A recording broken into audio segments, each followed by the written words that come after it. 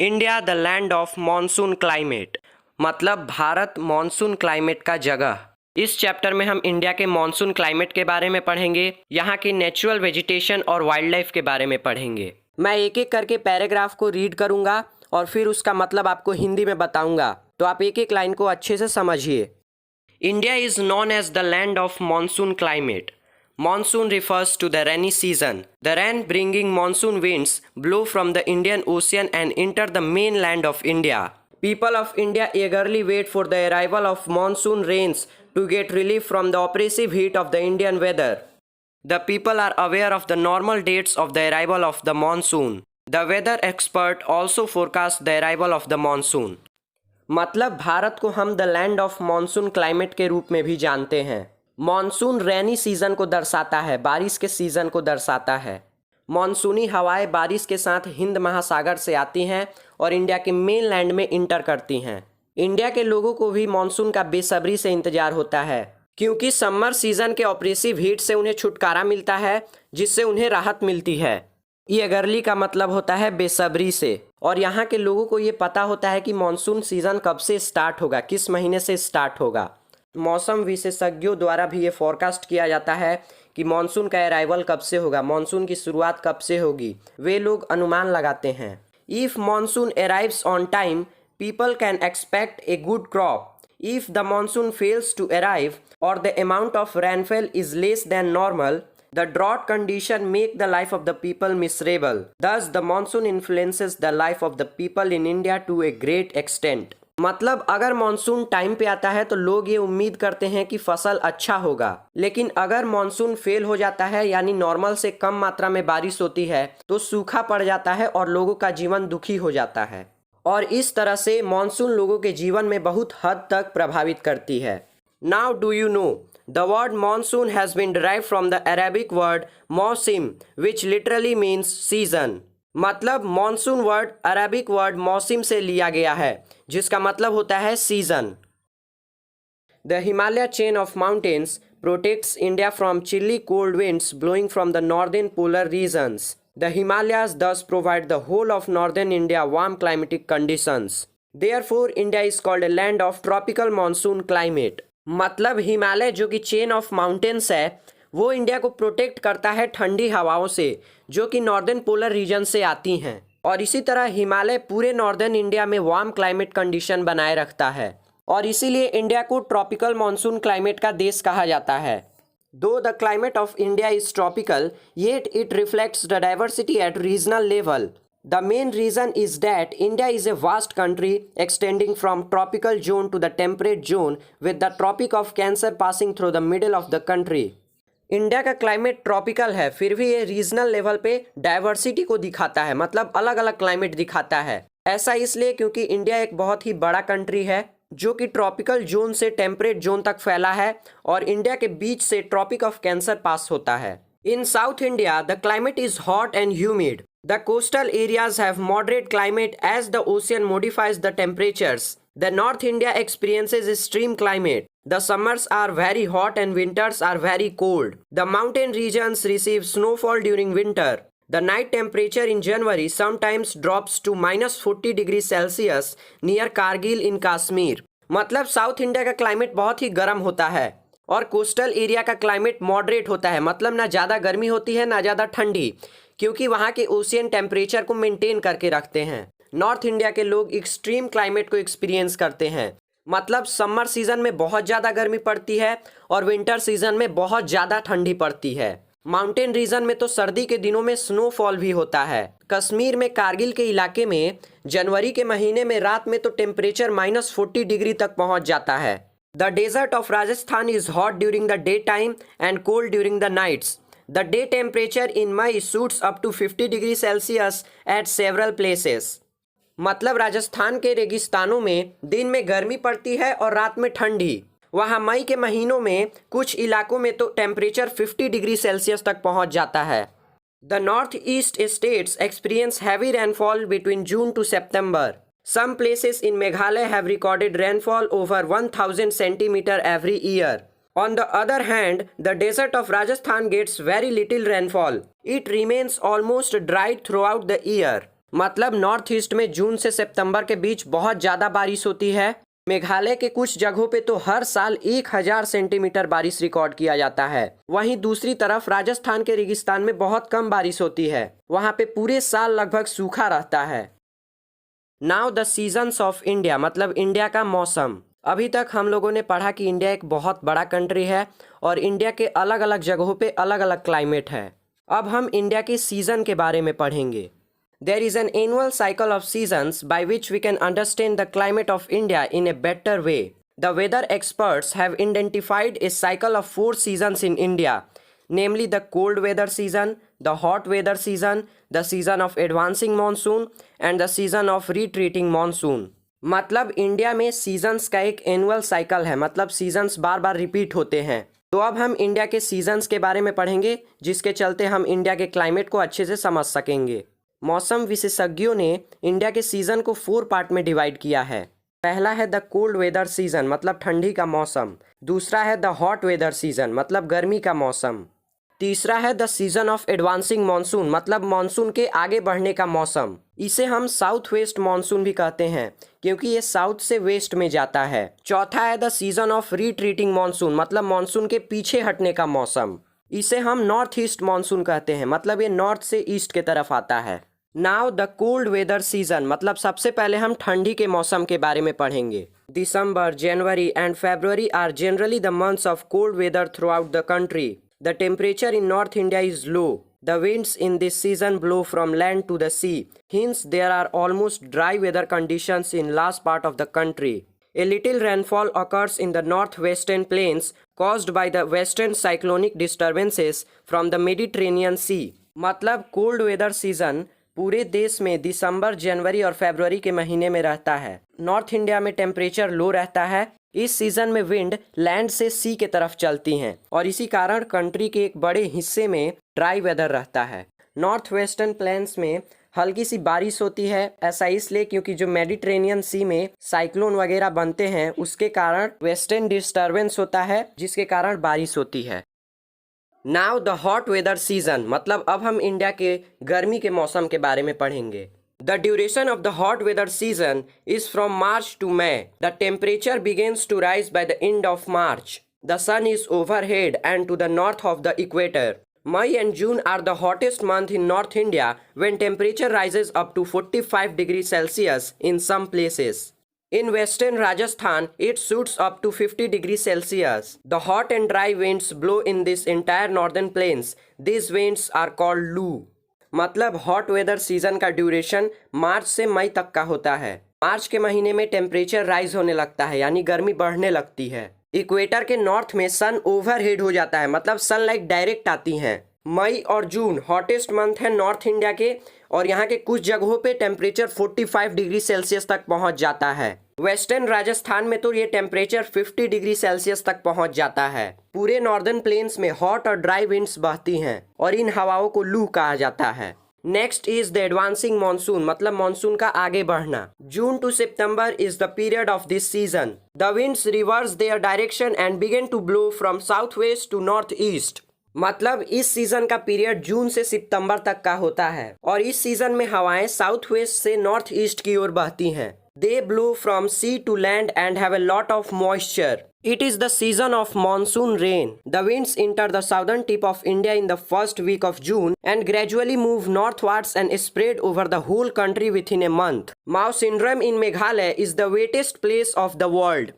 मतलब ये सीजन बारिश का मौसम होता है। जून के फर्स्ट वीक में हवाएं साउथ की ओर से इंटर करती हैं और नॉर्थ की ओर जाती हैं और एक महीने के अंदर पूरे देश में फैल जाती हैं। माउंट सिंड्राम जो कि मेघालय में है वो दुनिया का वेटेस्ट प्लेस है, मतलब सबसे ज्यादा बारिश माउंट सिंड्राम में होती है। The monsoon season affects the life style and economic activity of the people through out India. The farmers all over India start their agriculture activities with the onset of monsoon. The first rain of the monsoon is welcomed with joy in every part of the country. Timely rainfall helps in getting a good harvest. मतलब ये monsoon season लोगों के जीवन और उनके आर्थिक गतिविधियों पे प्रभाव डालती है, अफेक्ट करती है। पूरे भारत के किसान मानसून के आते ही अपने एग्रीकल्चर एक्टिविटीज को स्टार्ट कर देते हैं और मॉनसून का फर्स्ट रेन कंट्री के पूरे पार्ट में जॉय के साथ वेलकम किया जाता है, खुशी के साथ उसका स्वागत किया जाता है। और अगर बारिश समय पे होती है तो फसल भी अच्छे देखने को मिलते हैं। नाउ द रिट्रीटिंग मानसून मतलब मानसून का पीछे हटना। The monsoon winds start retreating from the northern plains when temperature begins to fall in the months of October and November. They retreat from the whole country by the end of November. The weather in North India becomes clear but high humidity makes it very oppressive and sultry. During this season, the eastern coast of South India receives rainfall from the tropical cyclones coming from Bay of Bengal. मतलब northern plains में अक्टूबर और नवंबर के महीने में जब तापमान में गिरावट आती है, ठंडी का मौसम आने लगता है, तब मॉनसून पीछे हटता है और ये नवंबर के अंत तक देश से चला जाता है। नॉर्थ इंडिया में मौसम साफ रहता है, लेकिन हाई ह्यूमिडिटी इसे ऑप्रेसिव और सल्टी बना देती है। सल्ट्री का मतलब होता है उमस भरा। और इस सीजन में साउथ इंडिया के ईस्टर्न कोस्ट में बारिश होती है। ये बारिश बे ऑफ बंगाल में होने वाले साइक्लोन की वजह से होती है। नाउ नेचुरल वेजिटेशन मतलब प्राकृतिक वनस्पति। वनस्पति का मतलब होता है पेड़ पौधे। अभी हम लोगों ने इंडिया के क्लाइमेट के बारे में पढ़ा, अब हम इंडिया के नेचुरल वेजिटेशन के बारे में पढ़ेंगे। तो चलिए पढ़ते हैं। The natural vegetation is directly affected by the variations in the climatic conditions in India. We therefore have various types of natural vegetation. The type of vegetation changes with the change in the amount of rainfall and temperature. Relief features and the type of soil also influence the growth and variety of plants. मतलब India का climatic condition natural vegetation पे प्रभाव डालता है, और क्योंकि India में अलग अलग क्लाइमेटिक कंडीशन है, इसीलिए यहाँ पे अलग अलग नेचुरल वेजिटेशन भी है। रेनफॉल और टेम्परेचर में चेंज होने से वेजिटेशन का टाइप भी चेंज होता है। रिलीफ फीचर यानी राहत सुविधाएं और सॉइल का टाइप यानी मिट्टी का प्रकार भी प्लांट्स के ग्रोथ को इन्फ्लुएंस करता है, मतलब उनके ग्रोथ पे प्रभाव डालता है। The natural vegetation of India में बी डिवाइडेड इनटू 5 ग्रुप्स। मतलब इंडिया का नेचुरल वेजिटेशन 5 ग्रुप्स में डिवाइड है। तो चलिए एक एक ग्रुप को डिटेल में पढ़ते हैं। First group is tropical evergreen forest. These are also called tropical rain forest. They grow in the region of heavy rainfall over 200 centimetre per annum. Andaman and Nicobar Islands, the Western Ghats, and the wet northeastern hilly parts are the major areas where these forests are found. मतलब tropical evergreen forest को tropical rain forest भी कहा जाता है। ये forest ऐसे इलाकों में पाए जाते हैं जहां हर साल 200 सेंटीमीटर रेनफॉल रिकॉर्ड किया जाता है। मतलब ये हैवी रेनफॉल वाले इलाके में ग्रो करते हैं। ये फॉरेस्ट अंडमान और निकोबार आइलैंड में पाए जाते हैं, वेस्टर्न घाट्स में पाए जाते हैं और गीली पूर्वी पहाड़ियों में पाए जाते हैं। These forests are dense and remain green throughout the year. The trees are tall with hardwood. Mahogany, rosewood, and bamboo are the typical species of trees found in this forest. मतलब ये जंगल बहुत ही घना होता है और पूरे साल हरा रहता है। इन जंगलों के पेड़ लंबे होते हैं और उनके साथ हार्डवुड होता है। हार्डवुड का मतलब होता है भारी भारी लकड़ियाँ। इन जंगलों में महोगनी, रोजवुड, इबोनी और बैम्बू जैसे पेड़ों की प्रजातियां पाई जाती हैं। Second group is tropical deciduous forest. These forests are the typical monsoon forest. They grow in the areas where amount of rainfall is between 100 centimeter to 200 centimeter. They cover major parts of India. Some of the area are the northeastern parts of the peninsular plateau covering Jharkhand, Chhattisgarh, Odisha and eastern Maharashtra. The other areas include eastern slopes of the western Ghats in Karnataka, Tamil Nadu and the northern plains. मतलब tropical deciduous forest typical monsoon forest है। Typical का मतलब होता है सामान्य, मतलब ये forest उन इलाकों में पाया जाता है जहां सामान्य वर्षा होती है। ये उन इलाकों में ग्रो करते हैं जहां हर साल 100 सेंटीमीटर से 200 सेंटीमीटर तक रेनफॉल रिकॉर्ड किया जाता है। और ये फॉरेस्ट इंडिया का मेजर पार्ट कवर किए हैं। मेजर पार्ट का मतलब होता है ज्यादातर हिस्सा, मतलब इंडिया में सबसे ज्यादा ट्रॉपिकल डेसिडियस फॉरेस्ट पाए जाते हैं। आप मैप में देख सकते हैं कि इंडिया में सबसे ज्यादा ट्रॉपिकल डेसिडियस फॉरेस्ट हैं। ये मैप आपके बुक में भी दिया है। ये फॉरेस्ट पेनिसुलर प्लेट्यू के नॉर्थ ईस्टर्न पार्ट्स में पाए जाते हैं, जैसे झारखंड, छत्तीसगढ़, उड़ीसा और ईस्टर्न महाराष्ट्र। ये फॉरेस्ट कर्नाटका में वेस्टर्न घाट्स के ईस्टर्न स्लोप्स में भी पाए जाते हैं, तमिलनाडु में और नॉर्दर्न प्लेन्स में भी पाए जाते हैं। The trees in this forest shed their leaves during the dry season. Sal, teak, shisham, peepal, sandalwood and jamun are the important species of trees. Some of the species are economically valuable and very useful. मतलब इन जंगलों के पेड़ dry season में, winter season में अपने पत्तों को शेड करते हैं, मतलब गिरा देते हैं। कुछ इंपॉर्टेंट ट्रीज जो इन फॉरेस्ट में पाए जाते हैं वो हैं साल, teak, shisham, peepal, sandalwood and जामुन। कुछ पेड़ों की प्रजातियां आर्थिक रूप से मूल्यवान होती हैं और बहुत यूजफुल होती हैं। नाउ द थॉर्नी फॉरेस्ट, मतलब अब हम कांटेदार जंगलों के बारे में पढ़ेंगे। They grow in the areas where rainfall is scanty and less than 50 centimetre. The trees are of a small size and scattered over a large area. In this parts thorny bushes and cactus plants grow well.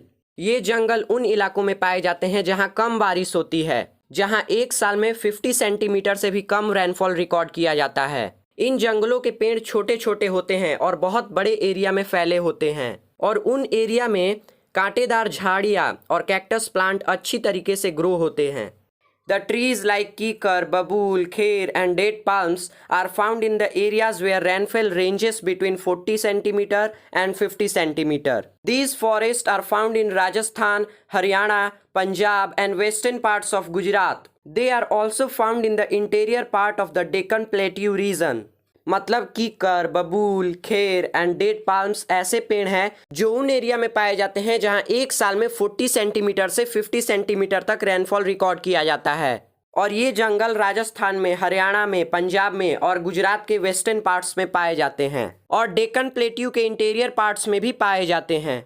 Next is the tidal vegetation और mangroves. मतलब अब हम natural vegetation के fourth group the tidal vegetation के बारे में पढ़ेंगे, जिसे मैनग्रूव्स भी कहा जाता है। तो इसके नाम में ही टाइड है, यानी ये जरूर समुद्र की लहरों से जुड़ा है। तो चलिए पढ़ते हैं। The mangrove vegetation grows well in the low lying delta region along with the eastern coast of India. The delta region of Ganga, Mahanadi, Godavari, Krishna and Kaveri are flooded by tidal waves. The tidal vegetation grows in swamps and marshes of salt and fresh waters. Mangroves is a typical vegetation. Sundri is the important tree of these forests. That is why tidal forests of Ganga Delta have been named as Sundarban. मतलब tidal vegetation Bharat के पूर्वी तट के साथ साथ लो lying delta reason में भी पाया जाता है। लो लाइंग डेल्टा रीजन का मतलब होता है ऐसे निचली भाग वाले इलाके जहां से कोई नदी गुजरती हो और जहां बाढ़ आने का खतरा बना रहता है।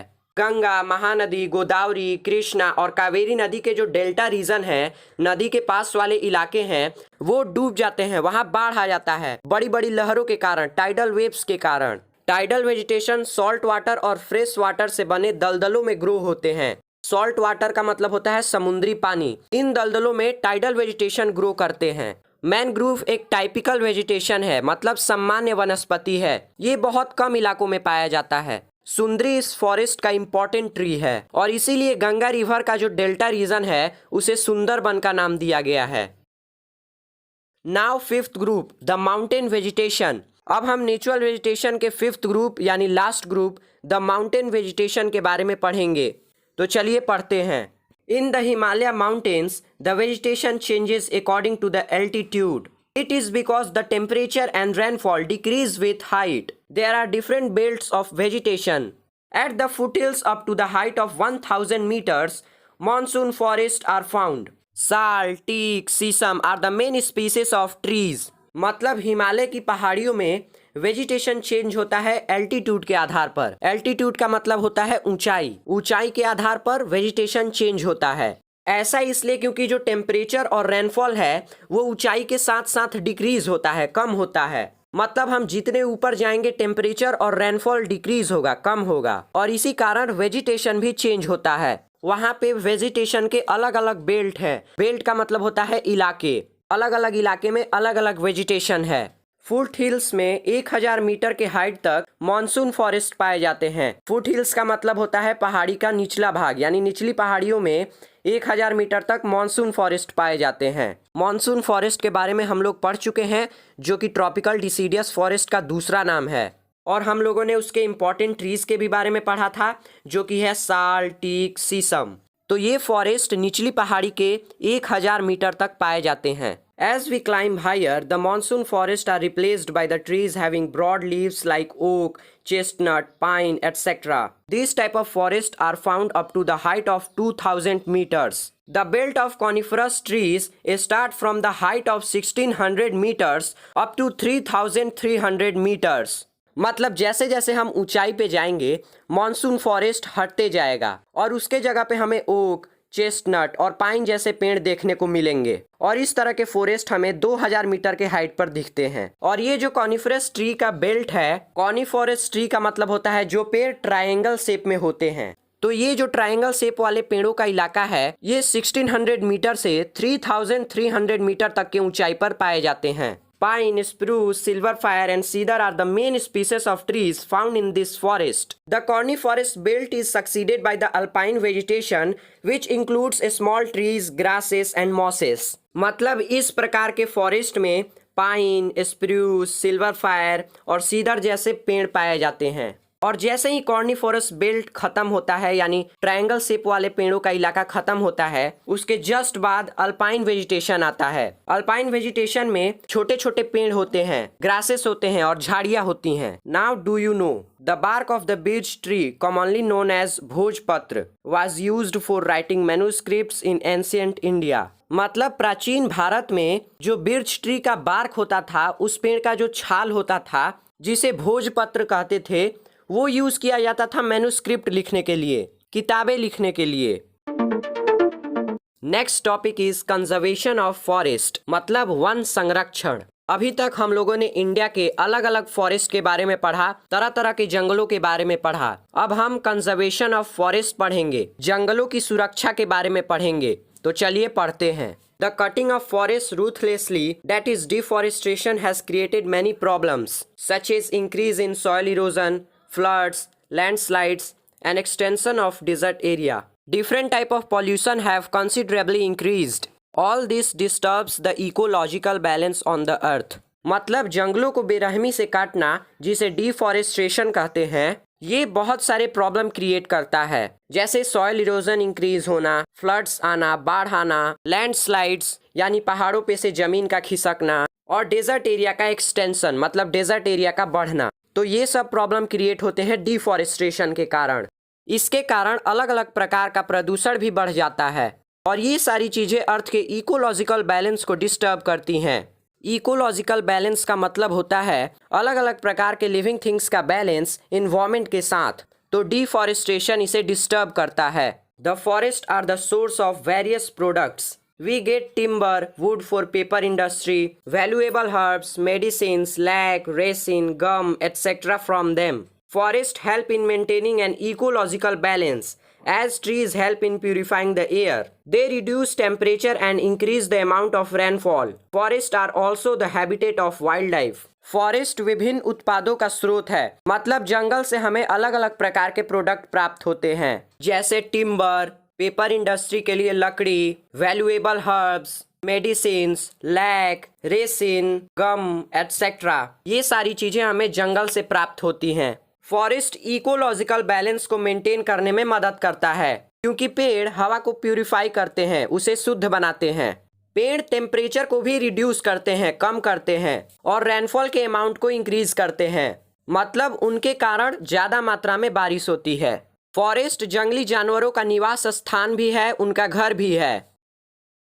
It is therefore necessary to conserve and protect the forest cover. The programs of planting more and more trees, that is afforestation, must be launched on war footing to increase the forest cover. The forest should be saved from fire. The cutting of trees for fuel should be prohibited, and use of other substitutes such as LPG, गोबर gas etc. should be encouraged for cooking.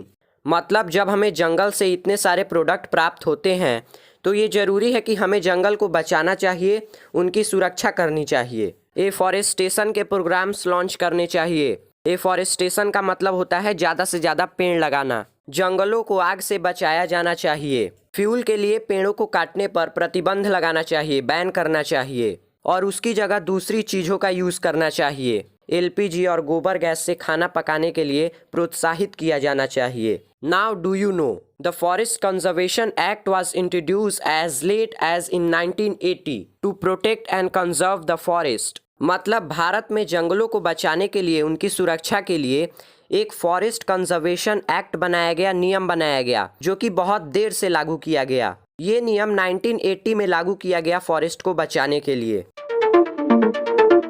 Our next topic is wild life. अब हम India के जंगली जानवरों के बारे में पढ़ेंगे, तो चलिए पढ़ते हैं।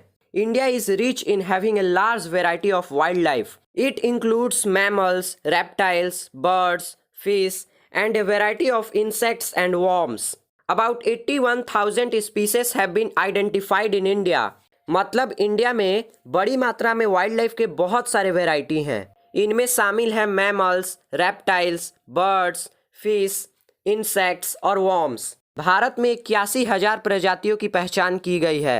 The elephants are found in hot and humid climate. Their habitat is the evergreen forest of Kerala, Karnataka and Assam. One-horned rhinoceros is another species which is found in the marshes of Assam and West Bengal. The habitat of camel is the Thar desert and wild asses are confined to the run of Kutch.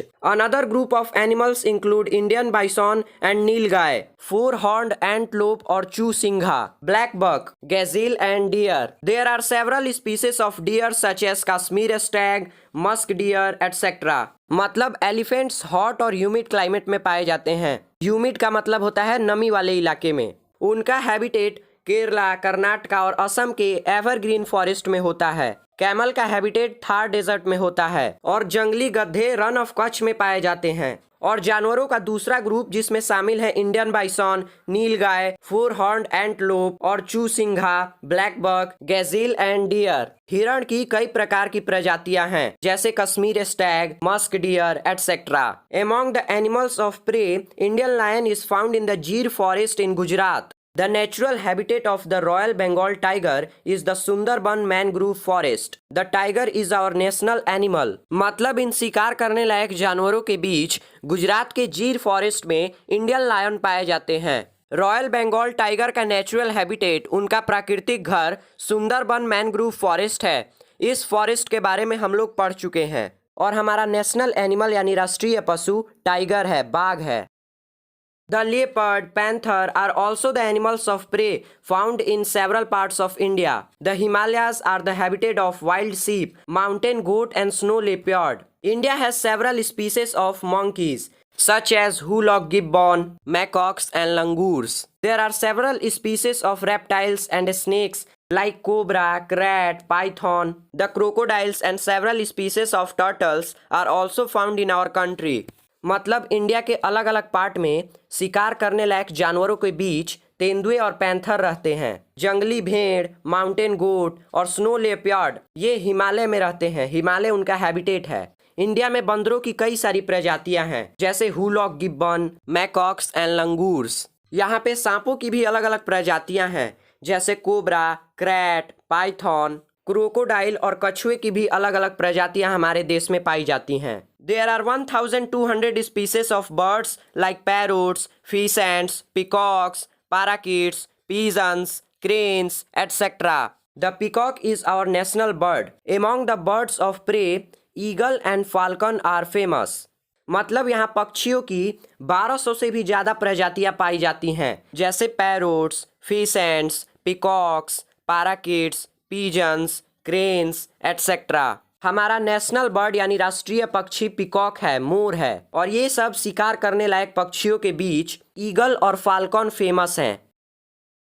Now last topic of this chapter, conservation of wild life. मतलब अब हम wild life के conservation के बारे में पढ़ेंगे, उनकी सुरक्षा के बारे में पढ़ेंगे। तो चलिए पढ़ते हैं। Many efforts are being made to protect and preserve the endangered species of wildlife. A few species of birds like the Indian bustard and a few animals such as the tiger and the rhinoceros are being preserved and protected. मतलब endangered species को protect करने के लिए, उन्हें preserve करने के लिए बहुत सारे प्रयास किए जा रहे हैं। इंडेंजर्ड स्पीसीज का मतलब होता है वैसे जानवर जो बहुत कम संख्या में बचे हैं और जो विलुप्त होने की कगार पे हैं। चिड़ियों और जानवरों की कुछ ही प्रजातियां जैसे इंडियन बस्टर्ड, टाइगर और राइनोसोरस को प्रोटेक्ट किया जा रहा है, उन्हें बचाया जा रहा है। Now do you know, first point, project tiger, a national wide campaign to protect tiger was launched in 1973। Second point, India has 47 tiger reserves at present. मतलब टाइगर को प्रोटेक्ट करने के लिए एक नेशनल कैंपेन चलाया गया, राष्ट्रीय अभियान चलाया गया, जिसका नाम था प्रोजेक्ट टाइगर, जो कि 1973 में लॉन्च किया गया। इंडिया में अभी 47 टाइगर रिजर्व्स हैं। A number of wildlife sanctuaries and national parks have been set up all over India in order to preserve our rich wildlife.